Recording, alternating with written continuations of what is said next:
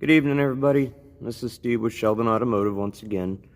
Hey, on this Chrysler 4.7 liter that I was doing the head gaskets on, I had a little bit of an issue. After I put it all together, the engine would not start, and I found something that went wrong.